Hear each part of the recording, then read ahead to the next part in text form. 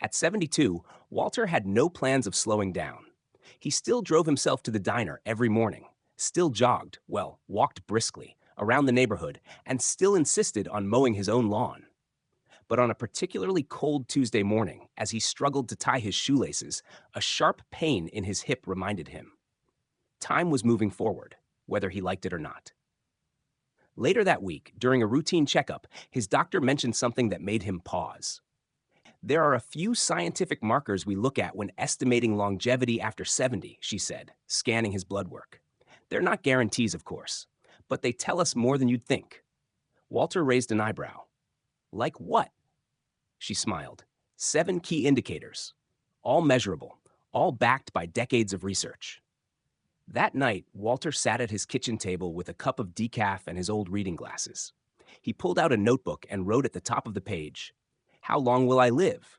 Then, under that, he wrote 7 signs to watch. He didn't expect to learn much, but what he found surprised him. Top 1, walking speed. Apparently, how fast you walk at 70 is one of the most reliable predictors of how long you'll live. Studies had shown that older adults who maintained a walking speed of at least 1 meter per second, around 2.2 miles per hour, tended to live longer than those who didn't. Walter thought back to his morning walks. He wasn't exactly fast, but he had a rhythm. Sometimes teenagers passed him on skateboards, but he wasn't hobbling. He took his watch out, and the next morning, he timed himself over a set distance. Saw 1.1 meters per second. He smiled. Still got it, he thought. 2, grip strength. This one sounded silly at first, but it turned out to be serious business. Grip strength, how hard you can squeeze something, was directly connected to cardiovascular health, muscle integrity, and overall resilience. In fact, a weak grip had been linked to a higher risk of mortality, stroke, and heart disease. Walter went out and bought a hand dynamometer online. When it arrived, he squeezed with all his might, 34 kilograms of force. Not bad for his age, according to the chart. Better than average. He jotted down a check mark beside grip strength. Social connections. He hadn't expected this one. But apparently, loneliness and isolation were just as dangerous as smoking or obesity. Maintaining close relationships with friends, family, neighbors significantly extended life expectancy. Walter paused. He had friends, sure. Poker on Fridays, church on Sundays. But his kids?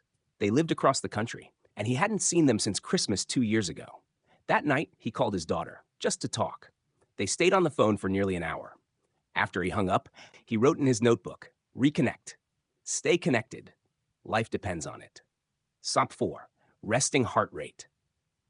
Another subtle but powerful indicator. A lower resting heart rate generally meant your heart didn't have to work as hard. Ideally, it should be between 60 and 70 beats per minute for seniors. Anything consistently above 80 could signal trouble down the line. Walter checked his pulse the old-fashioned way. 15 seconds on his wrist times 4. Sta 72 mem, a little high. The next morning, he started cutting back on coffee and added a few minutes of meditation. Small changes, he figured. Worth the effort. Stop 5, inflammation markers. His doctor had mentioned this during his appointment. C-reactive protein, or CRP. It was a substance produced in the liver in response to inflammation. Chronically high levels were linked to a shorter lifespan and higher risk of disease. Walter looked back at his lab report. His CRP was 2.1 milligrams per liter, a little elevated. He circled it, researched anti-inflammatory foods. That week, he swapped bacon for walnuts, white bread for oats, and started putting turmeric in his tea. It wasn't glamorous, but it made him feel like he had some control.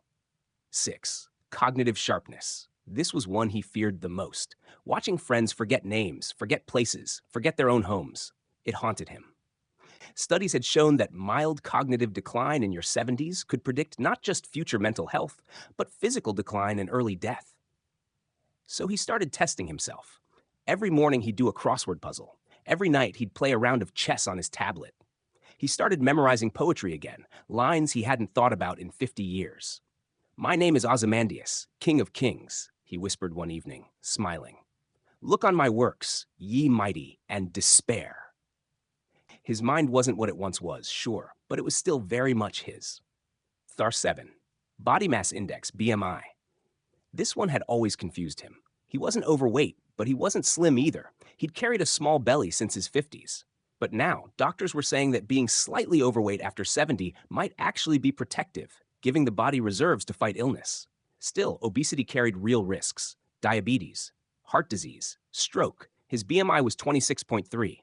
Technically overweight, but not dangerously so. He wrote, "Stay steady. Don't slip." Weeks passed, then months. And slowly, Walter's curiosity about longevity turned into something deeper: intention. He found himself waking up earlier, stretching, calling old friends, drinking water instead of soda, laughing more. He wasn't trying to live forever, but he was trying to live better. On his 73rd birthday, his daughter flew in with the grandkids. They all went for a walk. The kids racing ahead, Walter staying just behind, timing his stride on the sidewalk. Later that night, as he tucked the youngest one into bed, she looked up at him and asked, "How old are you, Grandpa?" He smiled. "Old enough to know what matters." She giggled. "Are you going to live forever?" He shook his head. "No one does. But I think I've got some time left." In the morning, he made tea, opened his notebook, and scribbled a final note under the list of signs. These are not rules. They are reminders to move, to love, to think, to pay attention, to stay curious. That's how you live longer. That's how you live, period.